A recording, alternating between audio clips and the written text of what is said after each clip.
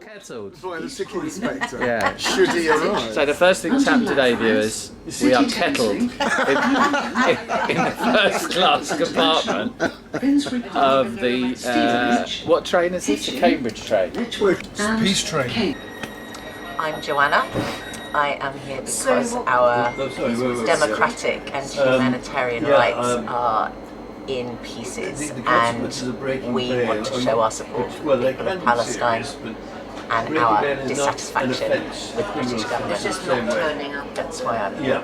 Jolly, excellent, thank you very much. Okay, I'm Matt.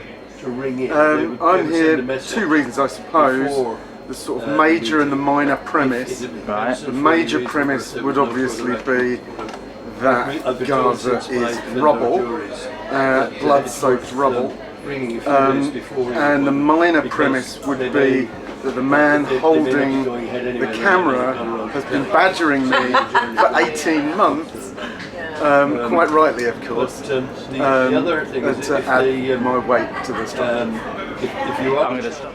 My name is Andrew, and I'm on this peace train out of Brighton because I feel I want to show solidarity with the victims of Israeli genocide. It's really important to constantly remind people there's nothing normal about the systematic murder of countless civilians. As an image that I always carry in my head, if you think of Wembley Stadium holds around 90,000 people at FA Cup final, so it's over 2/3 full right now with dead Palestinians. And that's only including the ones we know about. Right. So I'm here for the umpteenth time because I think that what's been happening in Gaza for the last 2 years represents a real threat to any form of international law. So I believe that in marching for Gaza, we're actually, you may want to move your thumb there, just in case it's in the picture. We're actually marching to uphold the norms, the very basic norms of international law, which our government, the German government, most European governments, the American government have entirely flouted. It should be clear to the world now that Israel is, whichever word you want to use, a pariah state, a rogue state, morally equivalent to the Nazis. And the two main differences between Israel and the Nazis, one is that the Nazis covered up the concentration camps for strategic reasons, but they knew that what they were doing would be perceived to be morally abhorrent, and so they were intending to make it an entire secret. Whereas from the first day, not only have Israeli senior politicians made explicitly genocidal comments, but the soldiers have broadcast their destruction of Gaza quite shamelessly. And the other main difference, of course, is that in 1939 the European powers decided that they would fight fascism, whereas in 2023 the European and American powers decided they would aid it. And that is something that I still struggle to find the words for, and I only wish that more people felt that or saw the situation in those stark terms, because what we have to do now is reform in whatever way the Zionist entity in exactly the same way that Germany was supposed to be denazified after the war, although it wasn't, and actually one of the consequences that we see of the failed denazification of Germany is the rise of the ethno-nationalist state that is modern Israel. So that's a bit of a mouthful, but that's why I'm here. My name is Paddy O'Keefe. I'm an Irish actor living in Brighton, and I'm here sitting in a first-class compartment because I've been assured, that they've been de-restricted. I'm sure, been assured by my fount of all knowledge, Martin. I should just point out You to haven't Paddy, taken any of that. No, that the woman who told us that it had been classified has now legged it because she realised that the one that's been declassified is at the end of the train, not at the beginning of the train, which is where we are. Less of the we, more of the taking responsibility yourself. Anyway, the reason I'm here is, well, I mean, I'm just absolutely disgusted at what Israel has been doing for what Israel has been doing for the last 70 years, but particularly what they've been doing for the last 2 years, which has shocked public opinion and shocked me and depressed me and preoccupies me, and I feel I have to do something, and this is what I do. There's no point in writing to my MP because I know what he thinks. I have sent him emails, and it's something that has to be done. You have to turn up and show, and I believe it matters. You know, as Nelson Mandela said, you know, none of us are free until the Palestinians are free, or none of us are free until all of us are free, really. Palestinians are the next in line, the best cause for fighting for freedom. So that's why I'm off to London today on the 11th of October, in the year of your Lord, perhaps, 2025. I'm Julia Aslin, retired person living in Brighton, and this will be the fourth demonstration I've been on. I'm here for all of the reasons that Paddy has just spoken about. Plus, I'm here to be informed. I want to hear people speak to me that I wouldn't normally have access to. But I will find in Whitehall. I'm listening very carefully. And it is my right to do this. Yeah.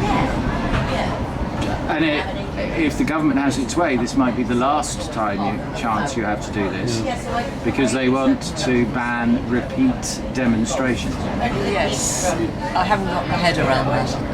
I suppose. Yeah. I'm ready for my close-up, Mr. DeMille. Yeah. No, you look like some biker, some Californian biker. Do you know what I mean? That's right. It's cool look. Thank you. More cool than this. He gets upset when I get publicity because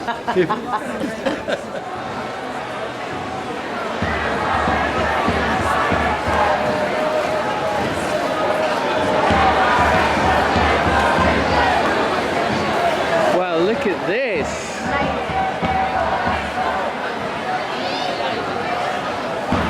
People Say hello. You what, Matt? I said it seems like a thing of some scale to me. I think it is indeed. How does it compare to your previous experience? Well, everyone's hoping that it's huge. I mean, I'm in particular hoping that it's bigger than the Tommy Robinson demo, which was 150,000. Right. And I would have to say that I'm no expert, but this looks like a hell of a lot of people to me. Yeah. And they're still thronging in. Absolutely, and the march won't start. What time is it now? It is 12:20. Right, so the march won't start for another, I don't know, like 40 minutes at least. Right. Oh! Here, captured on live video.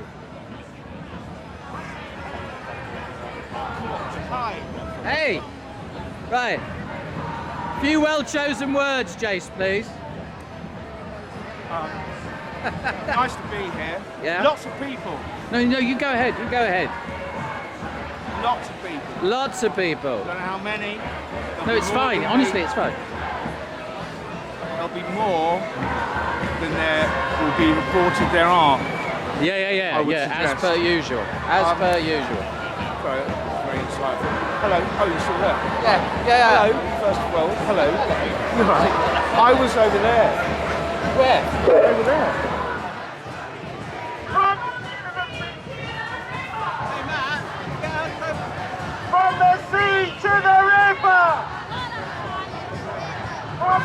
sea to the river! From the sea to the river!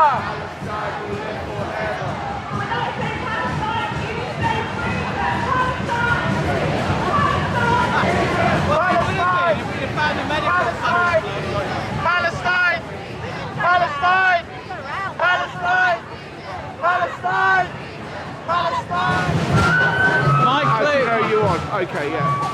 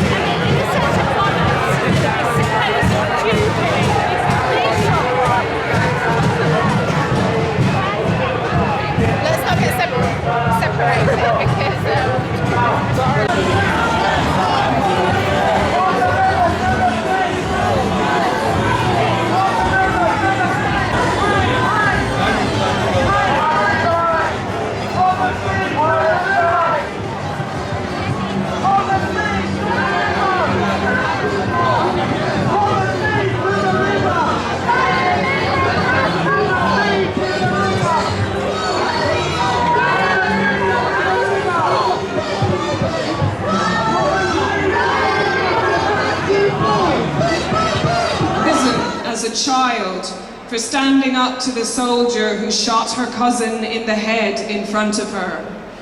We walked through the village of Liftah, ethnically cleansed in 1948. The remains are continually desecrated by settlers who now use the once beautiful family homes as toilets. A now destroyed mosque serves as a party location for settlers who daub the walls in racist graffiti. All of this supported by the occupying army. I don't have enough time to tell you today about everything, to talk about Hebron, Masafer Yatta, the Aida camp, Shufat. But what I can say is that the cruelty of Israel and the Zionist entity is something I will never ever forget. The considered and meticulous ways in which it is meted out is breathtaking. The subjugation, humiliation, and disrespect that the Palestinian people are expected to withstand are nothing we would ever accept for ourselves. And there is no doubt that the seeds of what has been done in Gaza are being planted in the West Bank as we speak, and have been for many, many years. For decades, Palestinian people have told us what has been happening, and so many of us, myself included, were distracted, gaslighted by an entity that has friends everywhere. But now we are awake, and we will remain awake. To those seeking hope, it is hard to find, but I found it in the Palestinian people themselves. This is the overriding memory I choose to take from my time there. The word Sumud means steadfastness. The people of Palestine embody this word, but we know that they are exhausted. To be abandoned by governments all over the world for decades takes a huge toll. To live under constant attack is soul-destroying. And yet, They gather, they resist, they love, they play, they dance, they fight, they rage, they laugh, they cry, they rebuild. They are the example to the world of what it is to be truly human. I believe we understand what our responsibility is now. We will embody the word Samud in ourselves. We are not saving the Palestinian people, we are saving ourselves. We are saving ourselves from systems that are depraved, that flourish when we stand by and allow the abuse and subjugation of others. By taking the opportunity to stand up and fight for real change in a world that is built to distract us and reward us for our silence, we can regain and retain our humanity. I will be forever grateful to the people of Palestine, and I know that we will never stop in any effort we can make to ensure a future which sees true freedom and liberation for all Palestinian people everywhere. By being here today, we are saying we will continue to do everything we can wherever we are to end the occupation of Palestine. In our thousands, in our millions, we are all Palestinians. Thank you so much.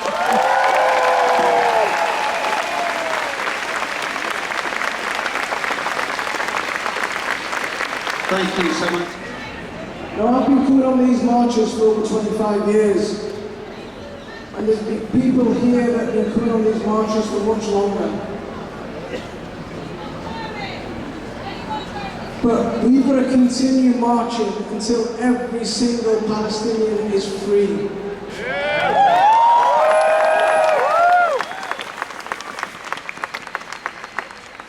So it meant a lot that this was the first demo I actually spoke at. Coming down here, standing with all these decent people, upright people who are raising their voices, who have been marching regardless of the weather, regardless of what's happening, regardless of the political backlash, because we can't stay silent in the face of a genocide.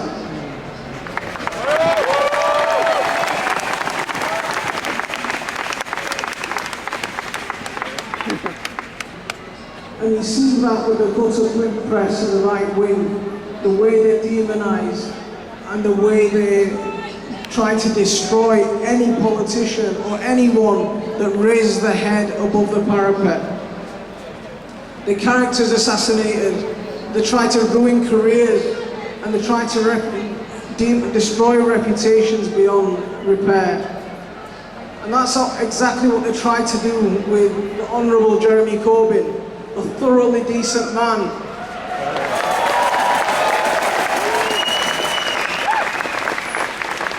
They've also tried to do the same thing with me after I won my election, because I dared to dedicate my victory to the people of Gaza. They tried to demonize me because I dared to say the words Allahu Akbar.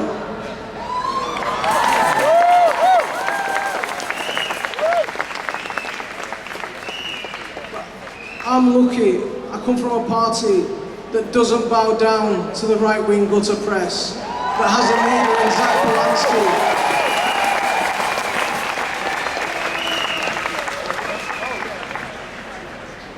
I've been given my yellow card already. So we have a leader in Zach Polanski who's fearless, absolutely fearless in the face of these right-wing media pundits, or whatever you want to call them. If you can call them journalists, I don't know. But we're not going to stop. We're going to keep raising our voice for Gaza. We're going to keep raising our voice for Palestine. Last year at our conference, we took the historic step of recognizing the genocide in Gaza. This year, our members were brave enough and they put a motion forward, and it was adopted unanimously to proscribe the IDF.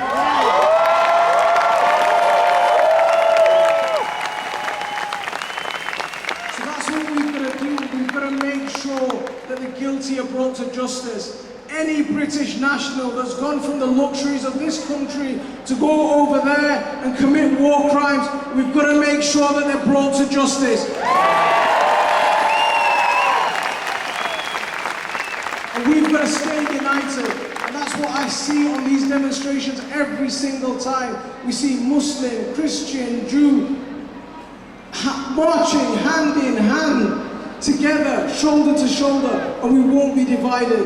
Now, I'm going to share some words, and I want you to repeat them with me. And these words got me into a little bit of trouble after I got elected. So I want you, and I want the thousands here to share them with me.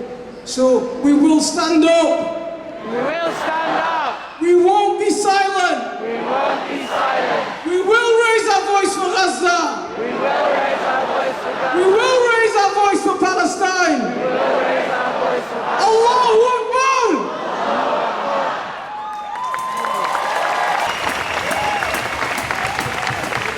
How you doing? A bit tired, but been a great rally. Great rally. When they're saying we shouldn't come on the street, and we got 500,000. We are all Palestinians. In our thousands, in our millions. We are all Palestinians. Our next speaker is a warrior for justice. She's been a consistent voice calling for justice for the Palestinian people. She's the independent MP for Coventry South. Please give a very warm welcome to Zara Sultana.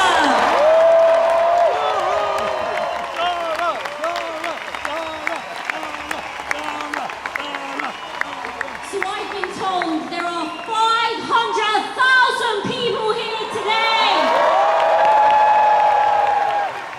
Thank you for being here. Thank you for showing up, for refusing to be silent, and for reminding the world that our movement will not be intimidated into giving up. Because make no mistake, that is exactly what our new Home Secretary, Shabana Mahmood, wants. She doesn't want to just ban demonstrations. She wants to criminalize dissent. She wants to send a message that if you march for Palestine, if you speak out against genocide, if you demand justice, then the state considers you the problem. Shame on her!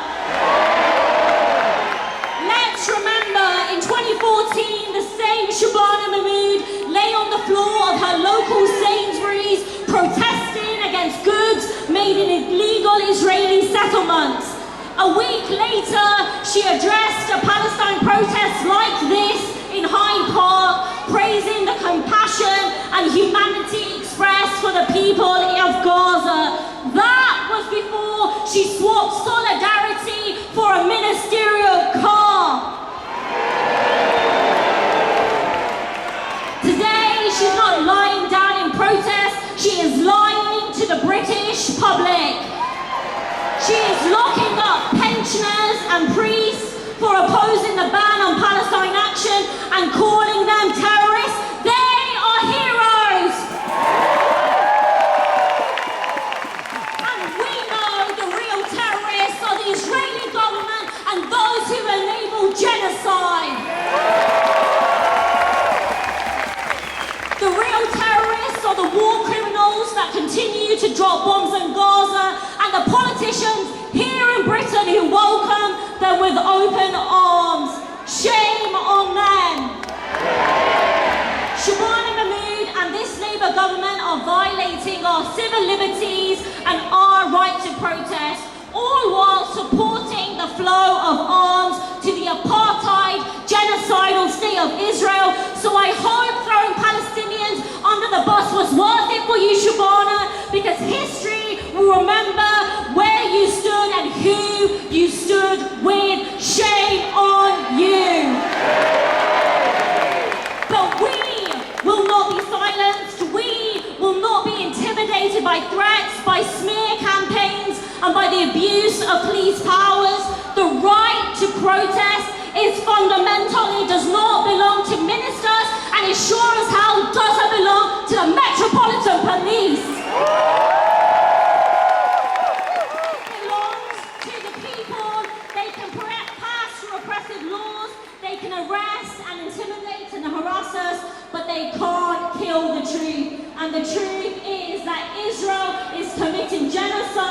and Britain continues to enable it. And let me be absolutely clear, you can condemn anti-Semitic terrorism and you can stand unconditionally with the people of Gaza who are being starved, bombed and slaughtered. Because our movement is built on a simple universal principle: every human life is precious. Nobody in Palestine or anywhere else should live under siege, occupation or apartheid, and our struggle is the most moral of all, a struggle for humanity itself. And when governments can't defend the indefensible, they resort to punishment and threats. Look at the courage of the Global Summit Flotilla, volunteers from all over the world. We set sail to deliver food and medicine to Gaza when entire nation states didn't. They were attacked, kidnapped and tortured for daring to defy genocide. And that brutality wasn't just to punish them, it was to send a message to us all: don't you dare resist. Well, guess what? We will resist. From London to the ports of Naples, we are a global movement that will not bow down. And I've been inspired by what I've seen in Italy: 2 general strikes against genocide, doctors refusing to load weapons, students walking out of universities, small, courageous trade unions leading the way, forcing the big ones to follow. That's what real leadership looks like. That's what real solidarity looks like. And that's the courage we need here too. Because our government isn't just failing to stop genocide, it is an active participant in it. And our task is to make that complicity impossible, to build a movement so powerful that Britain cannot arm Israel, it cannot silence protests, and it cannot pretend that this is normal.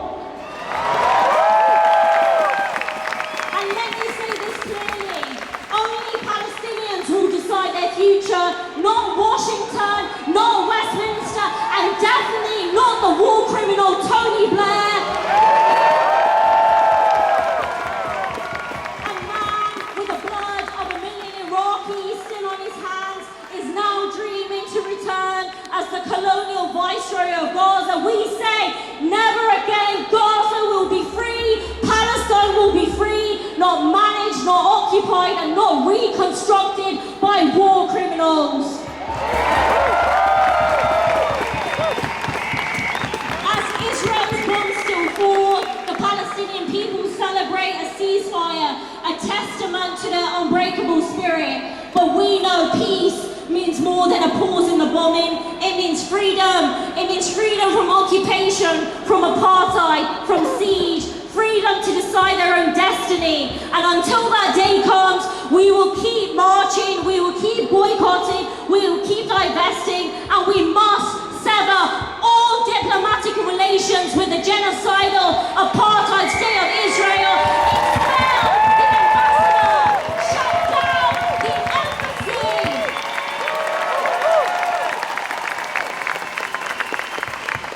Because this movement, the movement for peace, justice and liberation, is more than just Palestine. It is about the world we want to build.